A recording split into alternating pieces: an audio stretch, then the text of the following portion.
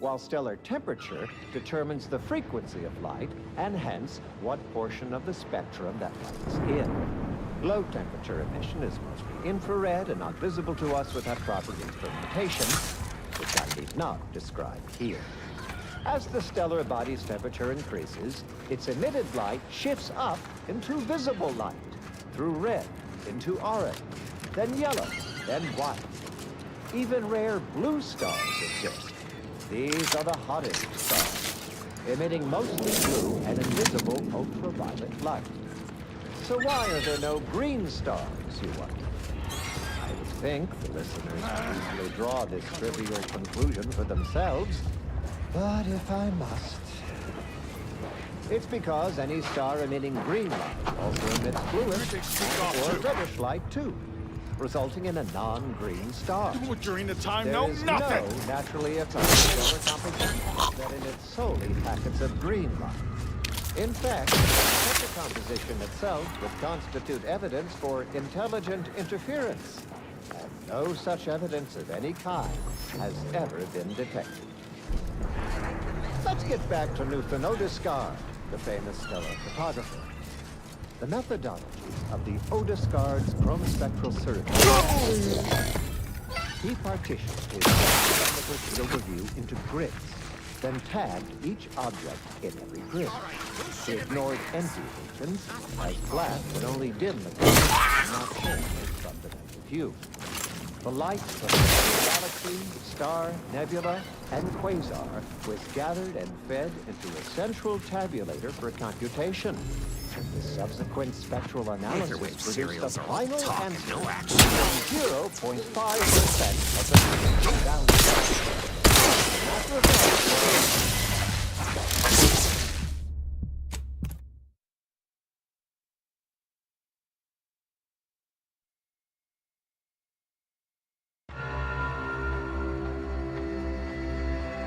While stellar temperature determines the frequency of light and hence what portion of the spectrum that light is in.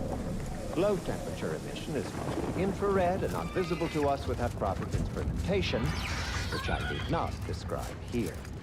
As the stellar body's temperature increases, its emitted light shifts up into visible light, through red into orange, then yellow, then white. Even rare blue stars exist. These are the hottest stars, emitting mostly blue and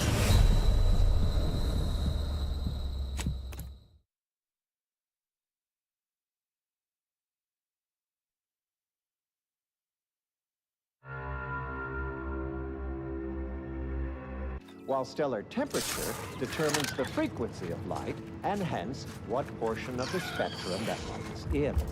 Low temperature emission is mostly infrared and not visible to us without proper instrumentation, which I need not describe here. As the stellar body's temperature increases, its emitted light shifts up into visible light, into orange, then yellow, then white. Even rare blue stars exist. These are the hottest.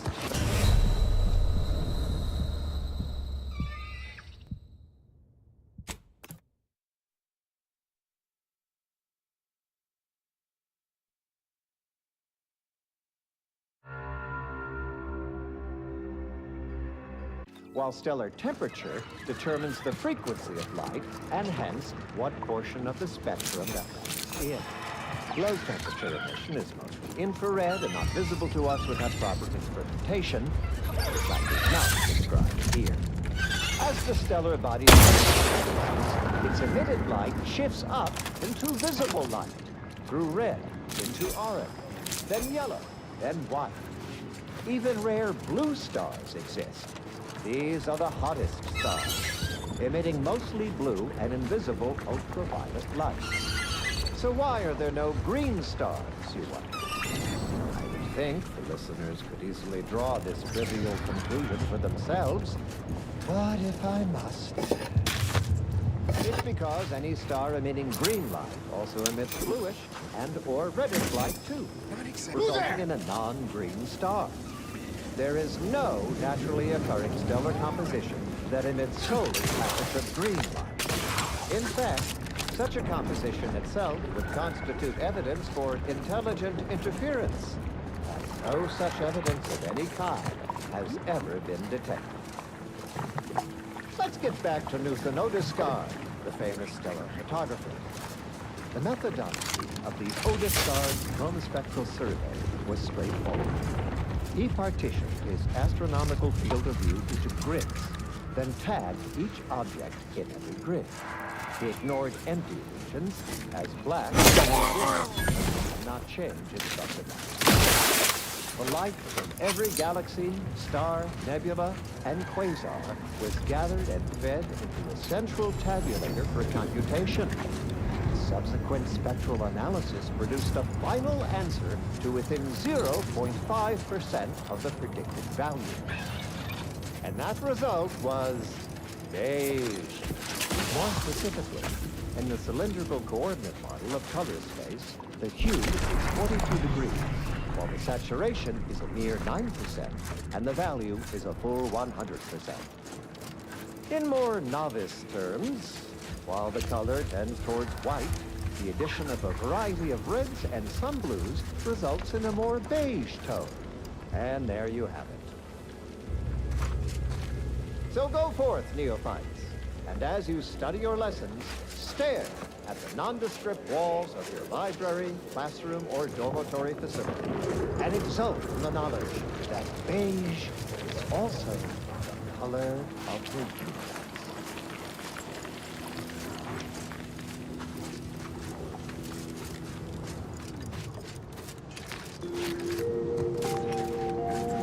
You are listening to Grand Plan Wireless, Arcadia's voice of reason.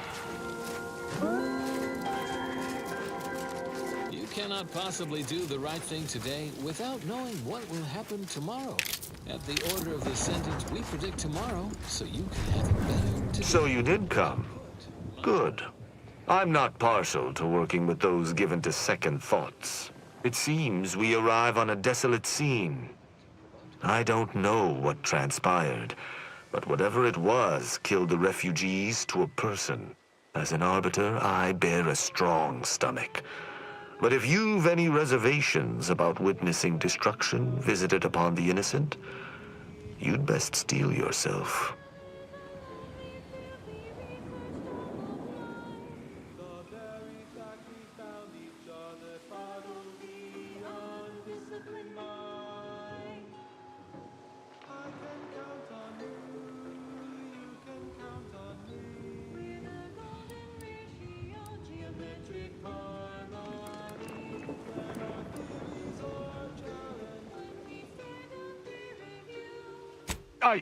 How dare you?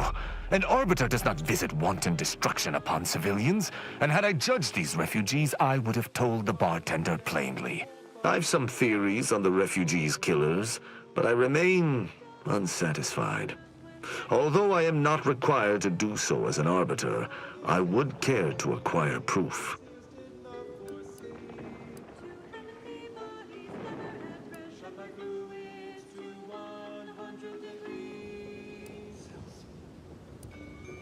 Let us comb the remnants of this charnel house.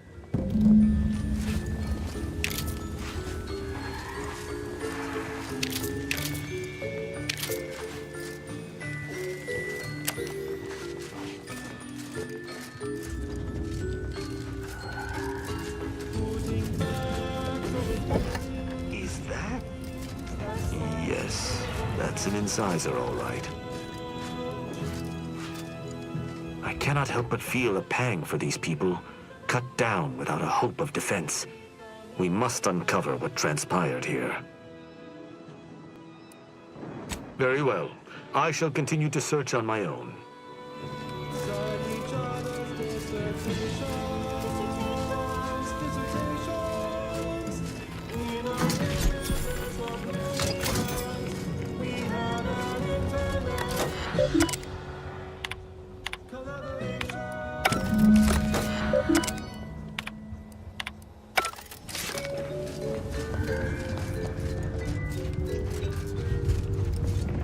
Salutations. Has your search uncovered anything of remark? You've been busy. What did you find? I doubt it factored in their inadequacy in the face of a superior force, assuming there was a superior force. The distinct lack of automechanical corpses around us supports your point. It seems the defenders did not defend. Did you have anything else? Very well. I shall continue to search on my own.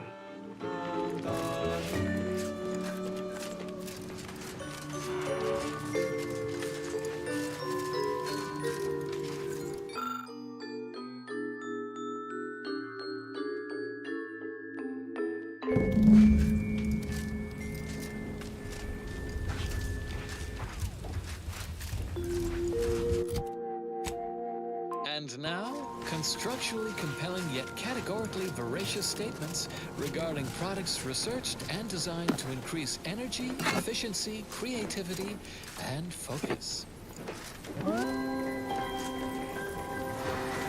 You may think you're Sort of life cocktail without the solvent's guidance. rated old-fashioned ever created?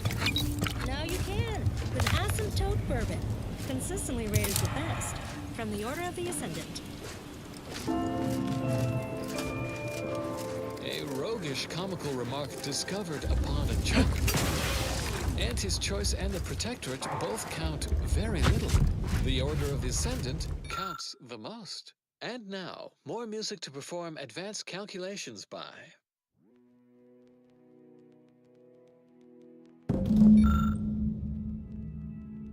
The spread, illnesses, and eventual control of the purple berry parasite.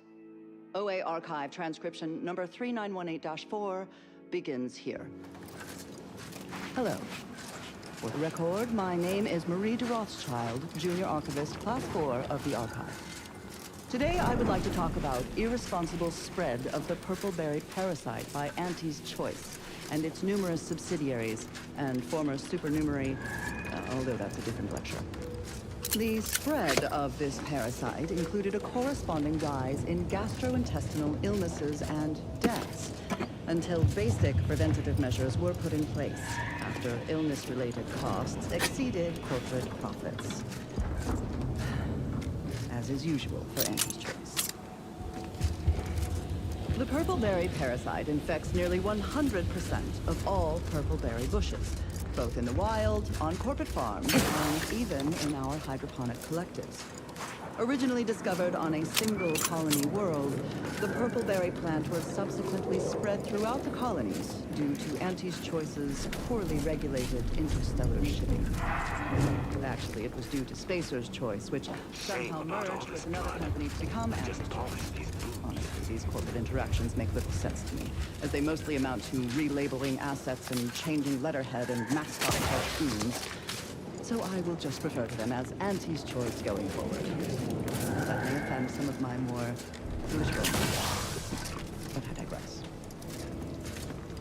The purple-berry plant was at first thought to be poisonous, as the early colonists eating its berries died from the most potent of discharges this documentarian has ever witnessed, in a rare Auntie's Choice lab recording in our archive, which we acquired from a corporate defector to the Protectorate before our stellar system was sealed and the Order ceased daily interactions with our Protectorate allies. But again, I digress.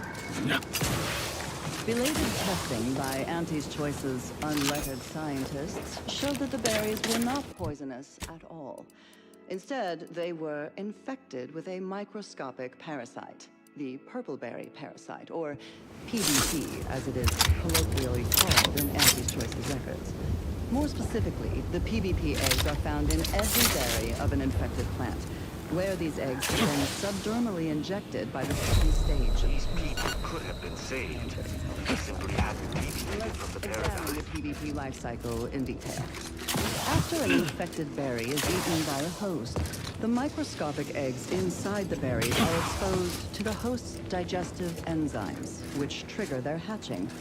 These parasites enter their second stage as spiky, worm-like creatures with outsized, pincer-like mandibles, which then proceed to feed on the host directly, ingesting tissue and blood along the entire intestinal tract. These worms are eventually expelled when they reach a size of approximately 2 centimeters in length, and they then seek out nearby purpleberry plants to lay their eggs in the ripening purpleberries. And I should add that the plants are well fertilized in this entire process. Also, as the expelled contents contain undigested purpleberry seeds, the distribution of the plants is increased, helping infected purpleberry plants to spread farther and grow better than uninfected ones. Perhaps unsurprisingly, careless Auntie's Choice scientists mislabeled this case of obvious symbiosis. Given how both the Salutations. purpleberry Has your search uncovered anything of remark? by the relationship as a parasitical. Let's hear it. Given that initial classification error, it's a wonder the Auntie's Choice Must be the shortwave, as we already found the long band. Odd that our assailant would pay it any mind. casualties. Plotting Auntie's Choice field researchers discovered that co-native planetary The sign that something unusual happened there may fit snugly into our other observations. We shall wait and see. Did you have anything else? so fortunate. The PvP worm That auto-mechanicals would fall in the camp's defense is logical. That there would only be one is not. Did you notice anything interesting about it? diarrhea, resulting in the expelling of the worms, the berries, and most of the person's gastrointestinal tract. Meaning its combat protocols were active for quite some time before it was destroyed. Reluctantly given medical attention by Auntie's Choice doctors. Seems this base has seen its share of destruction. I maintain that it feels deliberate, judging by the still standing buildings. Was there anything remarkable about it? Benefit to the dying patient, except possibly Good observation. Suffice it to say, the Protectorate would not take kindly to such a theft. However, given the You're certain you've combed the place to your liking? low growing costs, impatient Then let us debrief and see if we can deduce what transpired here. Have you any theories as to what killed these people? a variety of methods were tested and found effective, but they were all time-consuming and wasteful. No.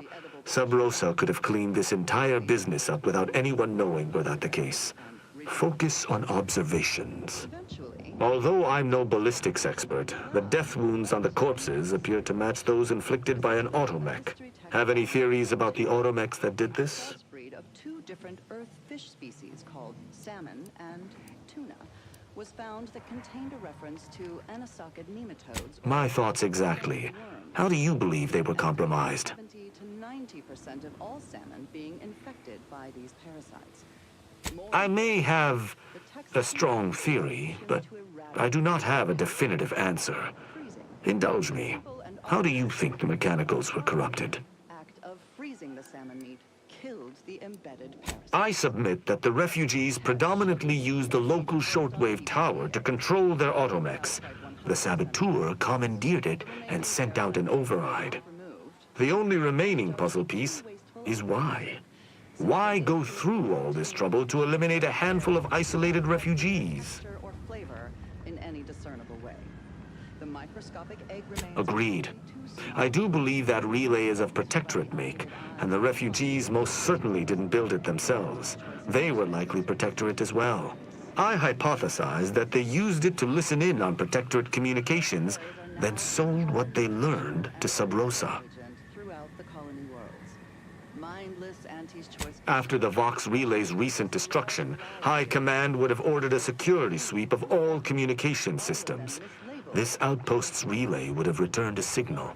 Upon learning of this camp's existence, they'd have dispatched a sentinel to cross off any would-be traitors. Hence the destruction we bear witness to. For their customers, for nature, and for any pretense of safety. Another reason this documentarian is grateful for our order's fabricated nutritional Theorized. I knew this was an ex-Protectorate encampment, but wasn't sure it was a Sentinel's doing until this moment. They operate in clandestine ways. Now with that finished, Hold. Some things approach. Be ready. I suspect someone has disapproved of our inquiry. Seems the machines return, bent on eliminating any stragglers. To arms!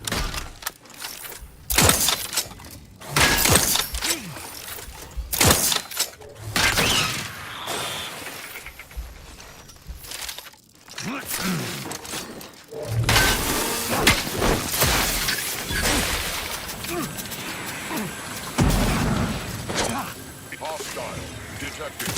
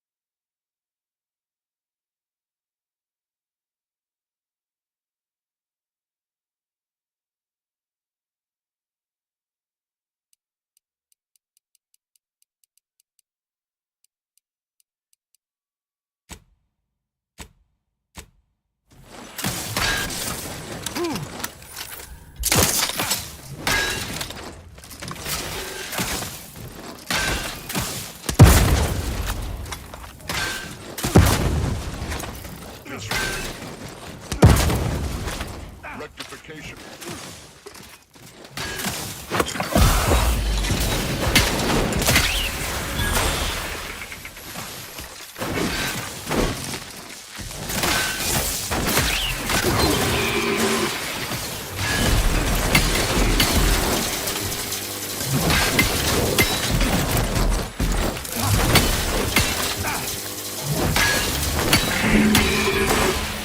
That was a hardy engagement.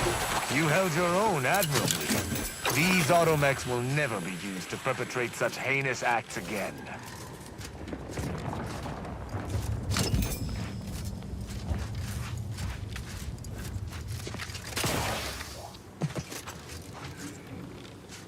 I believe we're at the end of our investigation. The prospect of sharing our findings with the broker isn't terribly appealing, but we've little choice. I will locate my wretched Sub Rosa transport and return to Free Market Station. Pleasure fighting beside you. Be sure you return to Free Market Station to debrief with me.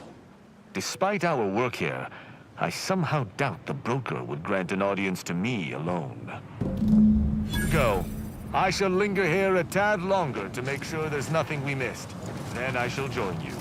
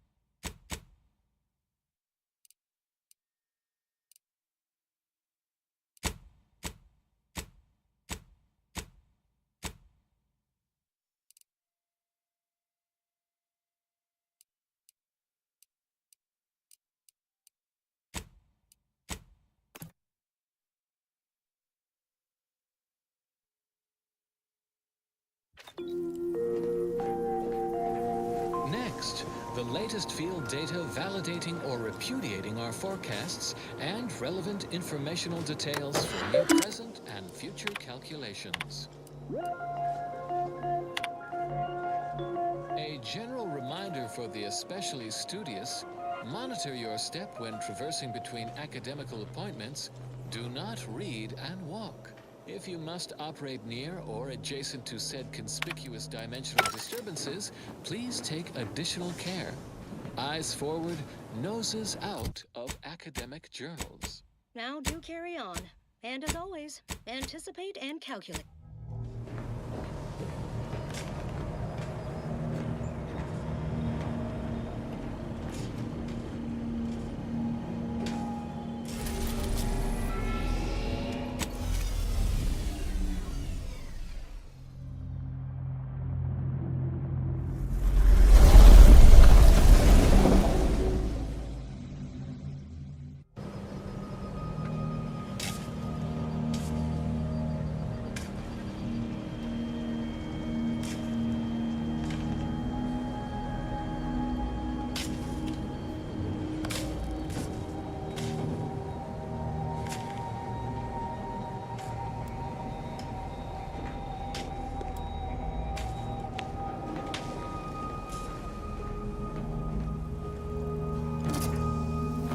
Updating ship roster to reflect the addition of Trooper Silong. Reminder: Earth Directorate agents are not allowed to participate in paid promotions funded by corporations. Furthermore, any opinions expressed in favor of product are the agent's own and do not reflect the opinions of the Earth Directorate.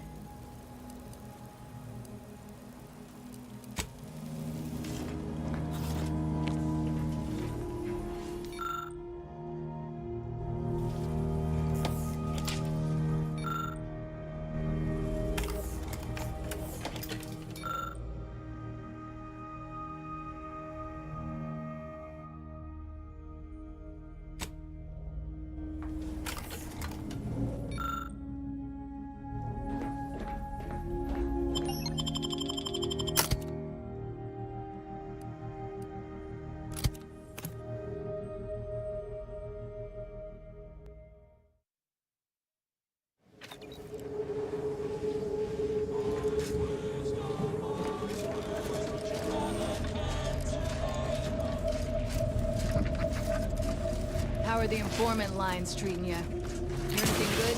Nothing really. My only drill down from Daybreak. I just don't get why we have to buy our own weapons from our own merchants. People who built us better here.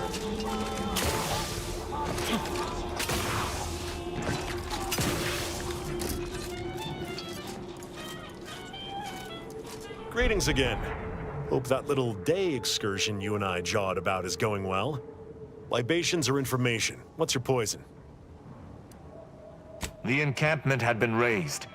I'm sorry to say there were no survivors, but I believe we were able to uncover what transpired.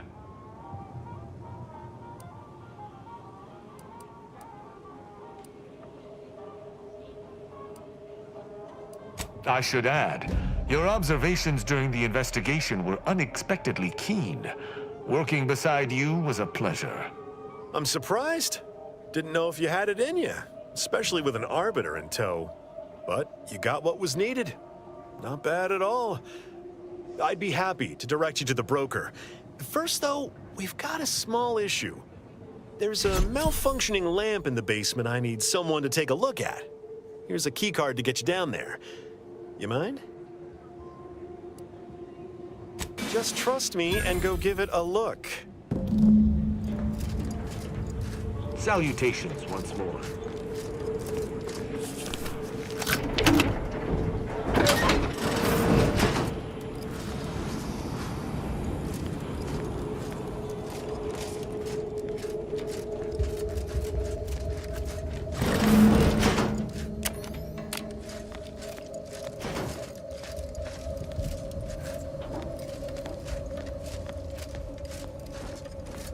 Anyone had asked me, I'd have put the odds of a live Arbiter finding his way into my chambers at 1 in a few trillion. Good that you didn't come here for blood, Arbiter Rao. Barney would have sniffed it out and broken you in twain. And I do disdain mopping up Protectorate corpses.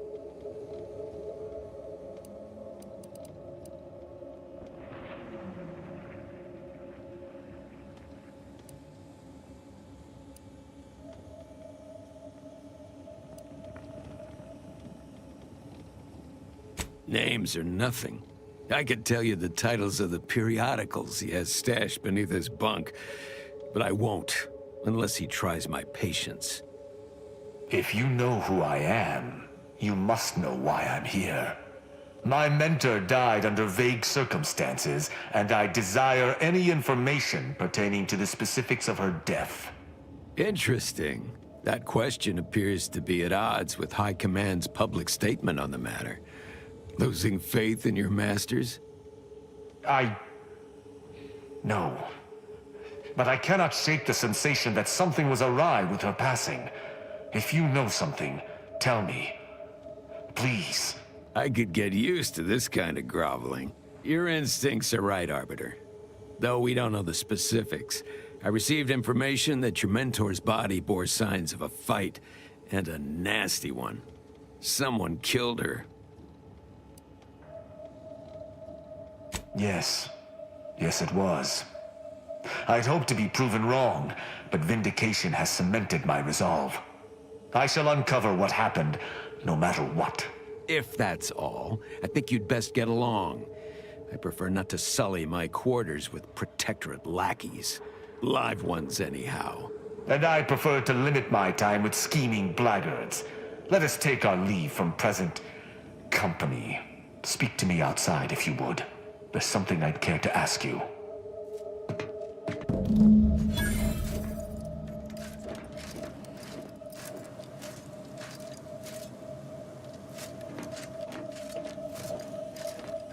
Run along now.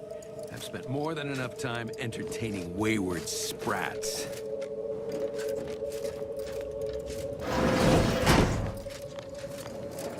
Yeah, how about this? I recruited a Protectorate subject direct link from Bastion, middle of a Protectorate holding. Think I'll congratulate you for risking your hide to recruit one subject?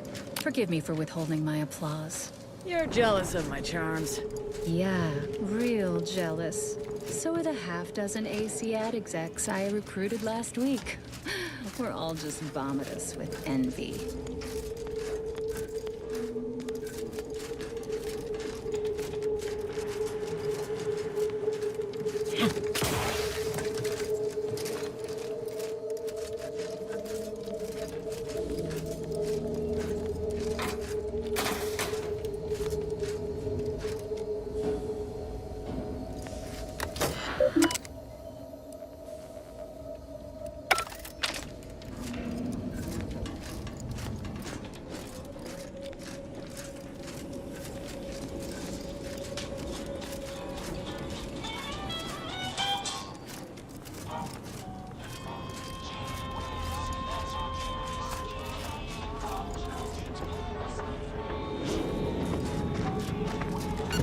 The role of the Arbiter typically does not require the assistance of others. We are expected to act as wholly independent entities. But I fully realize that had I not your aid today, my investigation's progress would have stalled and withered.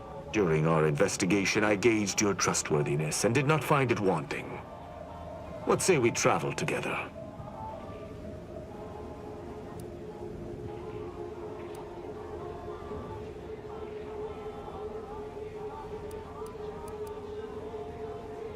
I hold my word in highest regard. Were I to pledge allegiance to you, the pact would be nigh unbreakable, barring some extreme action on your part. I think you have earned forthrightness. I came to Free Market Station to seek the true killer of my mentor, the Supreme Arbiter. Sub Rosa deals in information, and were thusly my best lead on her killer. They gave me less than I'd hoped, but it was at least a start. Unfortunately, I cannot act truly alone. I have no ship, and no support.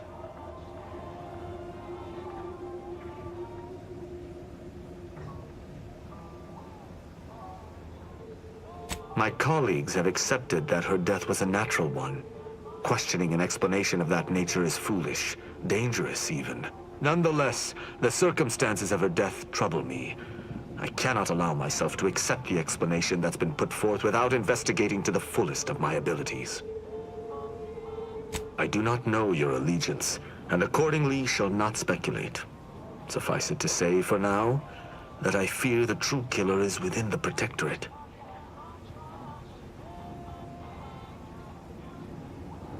Utilizing one of our craft for independent purposes would have rendered me conspicuous. I knew Sub Rosa would offer steady transport as long as I paid their exorbitant fees, just as I knew they would collect information on my every movement. But I neither trust them nor have the funds to continue this relationship for much longer. You, on the other hand, have proven to be a capable partner.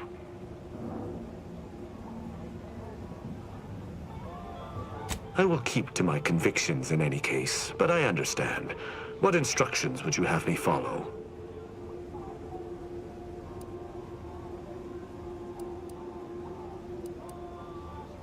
My weight?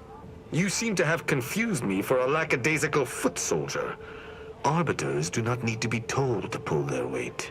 We do our duty. I will listen to your words, and I shall follow your orders. I will not assail enemies of the Protectorate without your consent, though I will not like it.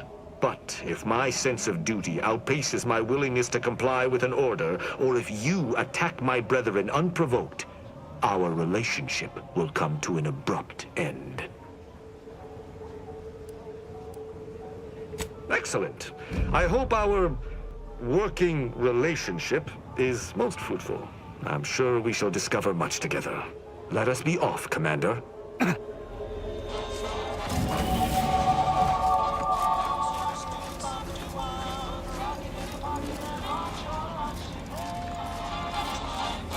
If it inflicts grievous bodily harm on other people... I think I misplaced a hand grenade. Browse all you like. Feel free to go on a murderous...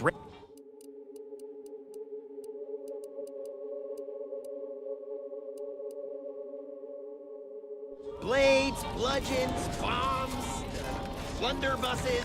We've got it all. Except that last one.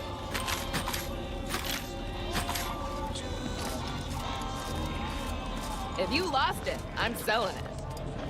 Look, everyone else here? Nothing you buy from them will matter if you get killed. So armor up. Tell me what you need. Can do.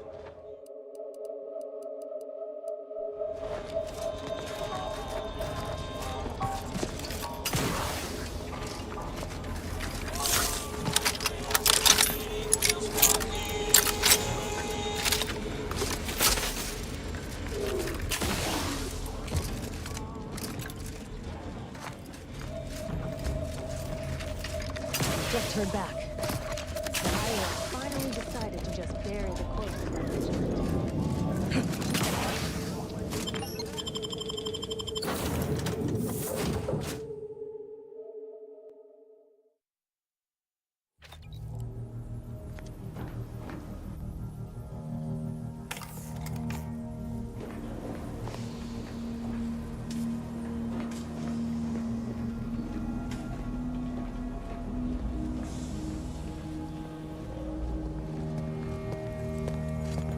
This ship is certainly quaint. The grease stains and thrice retrofitted pipes give one the thrilling impression that the ship might burst into flames at any moment. I suppose there's something charming about its lived-in nature. Nevertheless, I have availed myself of the ship's cleaning supplies. Unsightliness is an enemy as sure as any other.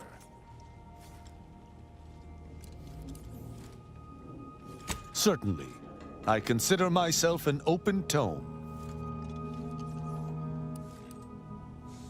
Who amongst our motley assortment would you care to discuss? I find Agent Ibarra most curious. His system of values differs from my own, but not so much as I would expect. I look forward to understanding him better.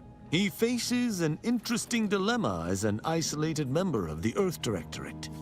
As do you, of course. I hope you both remain steadfast to your values. She is an enemy combatant, and were I not in your command, I would be honor-bound to bring her low. Yet, she is also oddly intriguing. She does not possess the scavenger's appetite of her colleagues. Perhaps if I came to know her better, I might, find techniques to use against her fellows. She is most certainly a typical Auntie's choice minion, unfortunately. Though overlooking it is immensely difficult, I shall do so to maintain positive relations with yourself. Verily, idle gossip hardly suits an arbiter anyhow.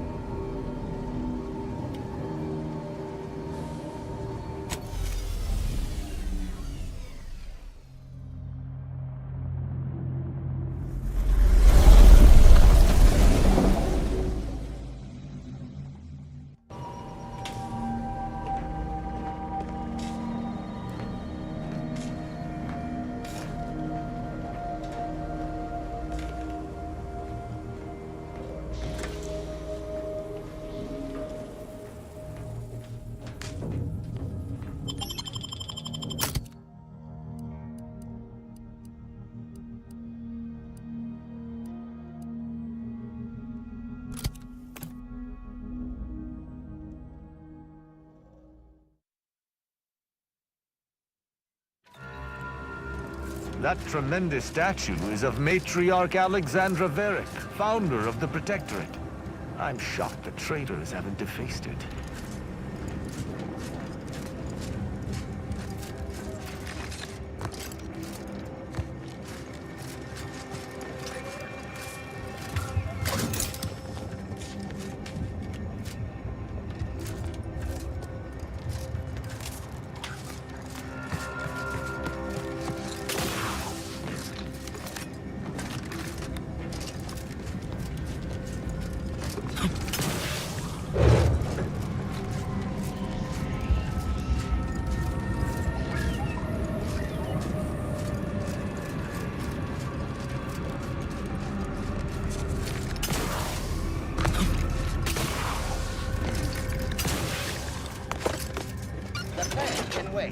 Our lines will not. Good subjects arrive 15 minutes early to avoid missing their tram. I used to love taking the train across Dorado, seeing the Marcasite caverns, the silence of the desolate plains. But that's all in the past now.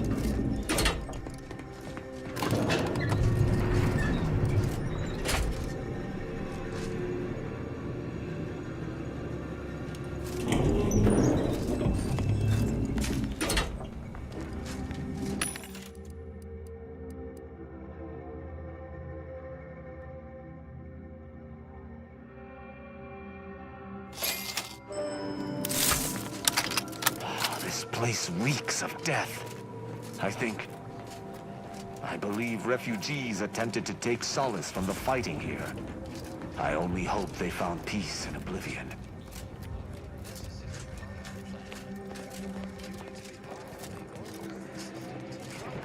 Predictory today. Find out how you can take an active part in your future.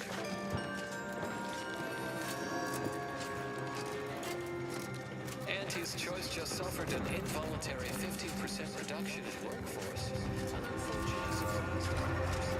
Something that could never happen with predictions.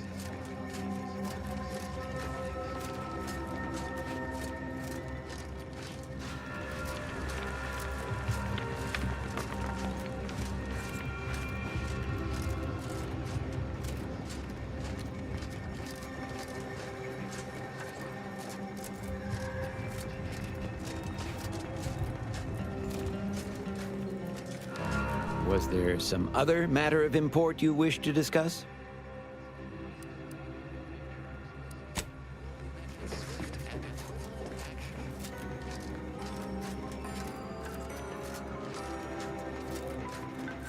Some useful guidance for those newly residing in Matriarch's Mercy.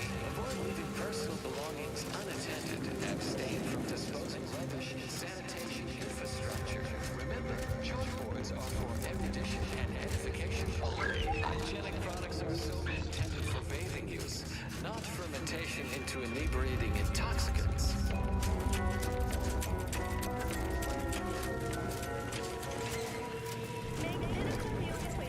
Seems the Order was not prepared for such an influx of refugees. Another refugee? Just a moment. Allowing anyone into Matriarch's Mercy unprocessed will upset the precarious ratio of refugees to aid. We should have an opportunity for placement in approximately 7.85 days, presuming no unforeseen alterations.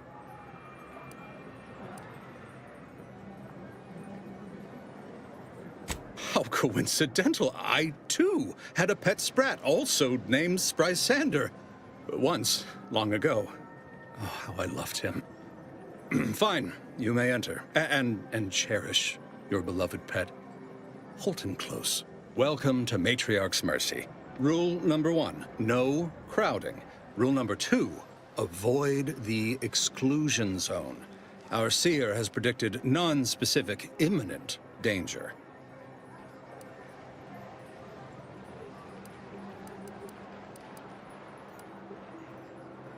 Not at present, but according to our predictions, the creation of a third rule is likely, if not inevitable. Can't say I didn't warn you. You need anything, talk to Seer Wiley. He's in the lift building, straight through the settlement. I remember this place before the war. Functioning Trimachilus. Peaceful silence of the canyons.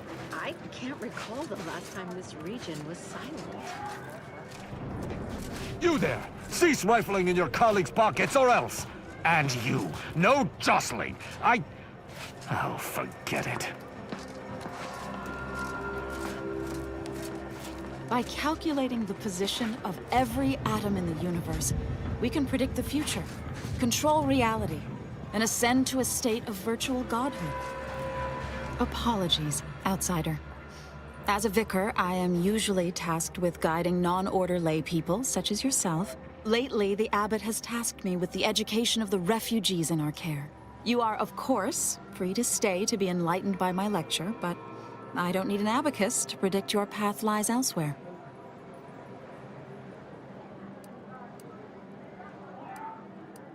If you've enjoyed my peroration, make sure to tune into the Ask a Vicar segment on Grand Plan Wireless for more expounding declamations.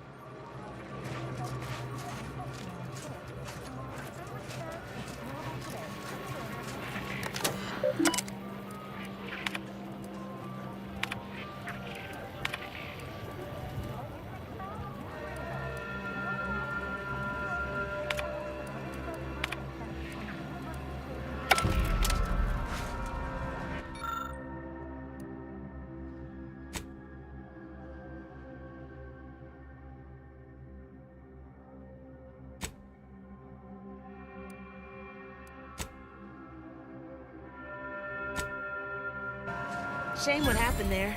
I seen the whole thing. Watch yourself if you intend to nose around that collapsed ramshackle. I swear, refugee settlements aren't what they used to be.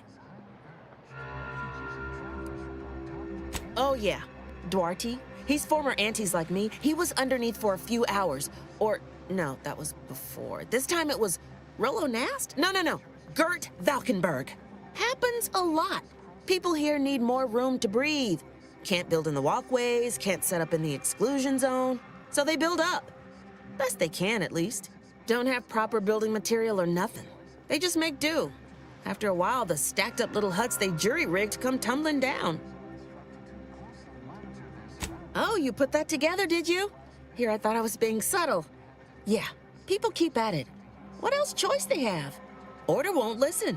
Maybe if we interspersed our requests with numbers, they'd pay attention. Seems like all they care about sometimes. They're doing something, which is better than nothing, but not by much. Finishing an equation? I repeat, the lower hall is for complicated calculations.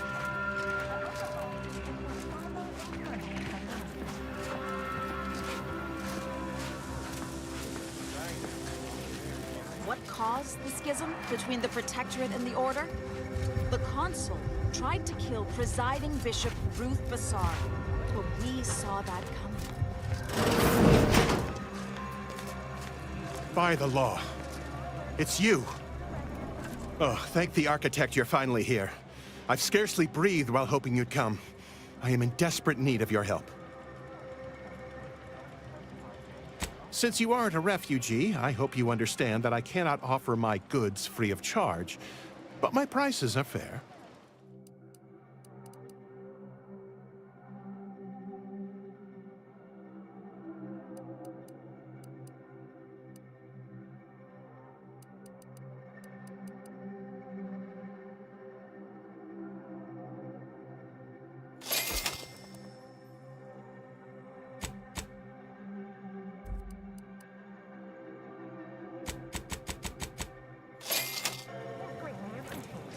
Thank the architect.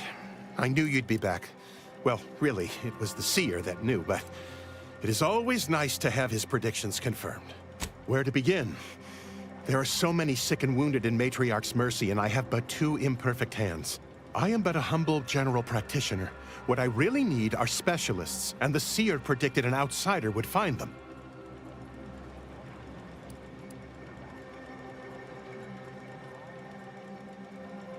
My thanks, stranger.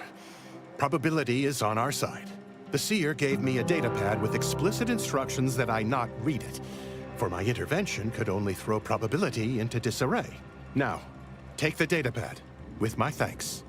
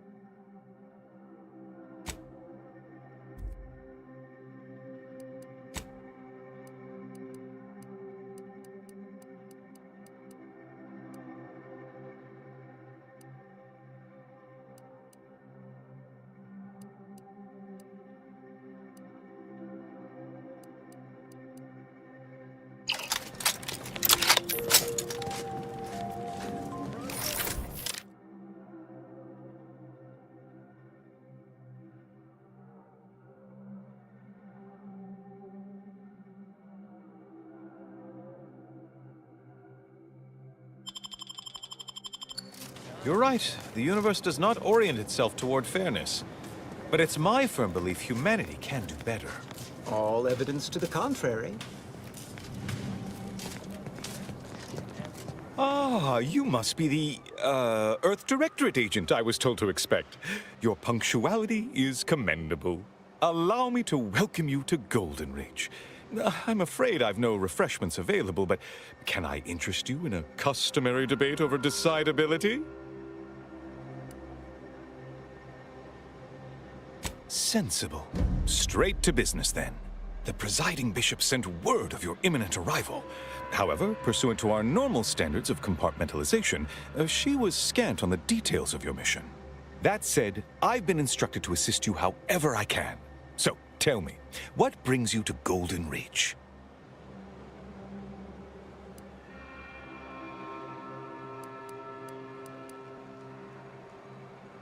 And leave Abbot Newell to be subjected to the inanity of a total stranger. Absolutely not. Don't trouble yourself about Seer Wiley. He's here as my aide. I trust him implicitly. Now, you were saying?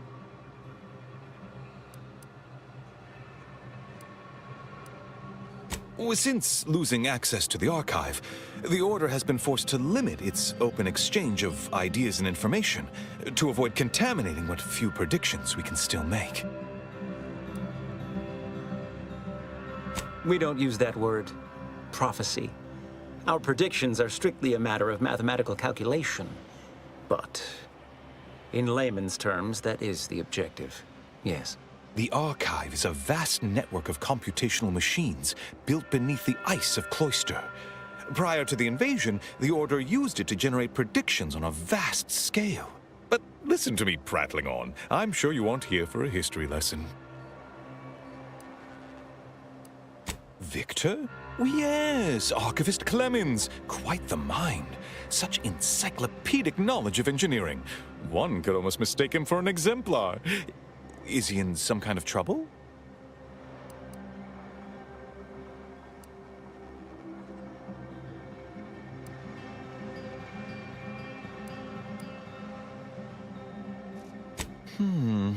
Such a statement implies the opposite is also true.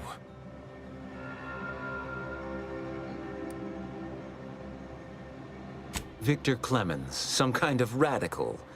What an absurd notion. I must agree with my seer. I once watched Victor shed copious tears over a damaged datapad. It's difficult to imagine him capable of worse.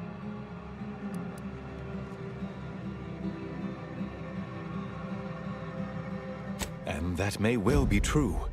But our standard of proof within the Order is not normally met by hearsay alone. Victor's currently supervising highly experimental research at one of our labs to the northwest, the Enray Range, beyond the invaders' front lines. Unfortunately, you'll need to go through the decommissioned autonomous extractorium to reach it. That path is less than safe, so I advise caution.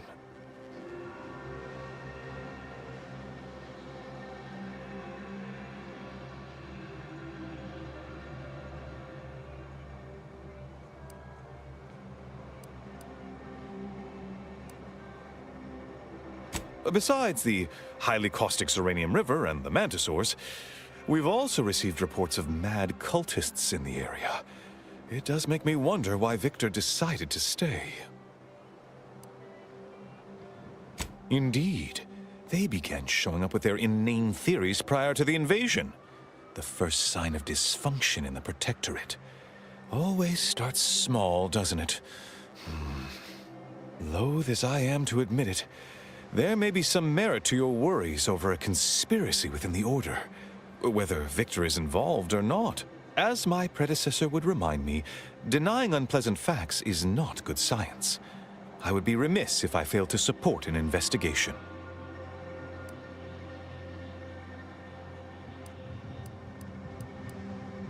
It is apparent to me now that the presiding bishop, in her unfailing calculations, sent you here so that we may be of assistance to one another. No doubt you heard of the recent attack launched on that Anti's Choice base, Outpost Opportunity. It came from one of our facilities, the Xeranium Manufactory. But that facility is intended for research, not military action. I hate thinking an Order member responsible, but given the precision of the attack, it does suggest traitors in our midst. It would undoubtedly benefit both of us to root them out. Respectfully, Scholar, given current tensions, should we really be trusting such a delicate task to this stranger? Would an internal review of our ranks not be more appropriate? Thank you for proving my thesis statement. I don't dispute the need for discretion, my friend, but the presiding bishop made the determination to send the agent to us. It's best we trust her calculations. Moreover, our situation is growing increasingly dire. I can't overstate my fears concerning this most recent attack ending the ceasefire and reigniting the war in Golden Ridge. One more thing. Your investigation into the traitors takes precedence. But if you could also render aid at Outpost Opportunity on our behalf, such a gesture might preserve the peace.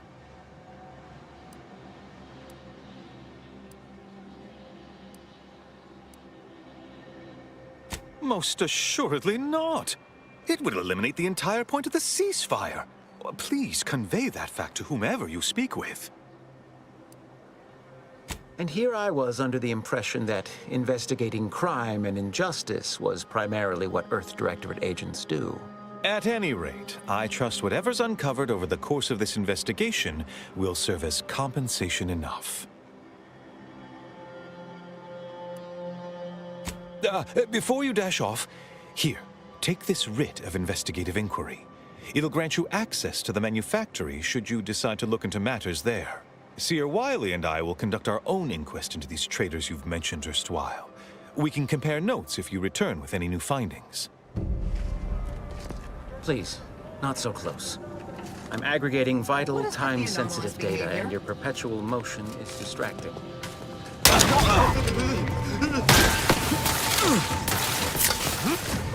Get your word, I shall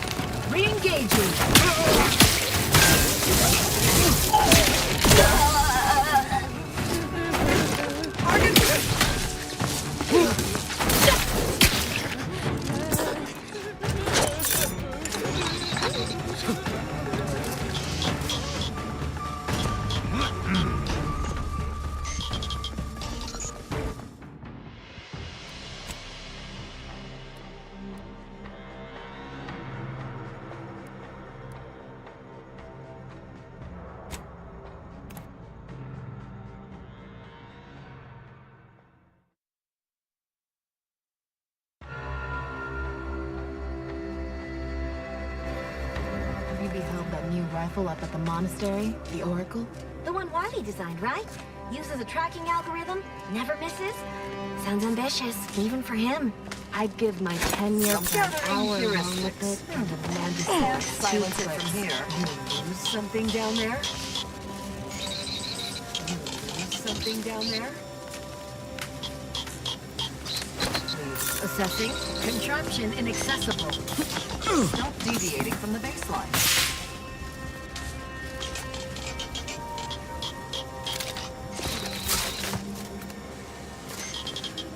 Contraption is beyond my purview.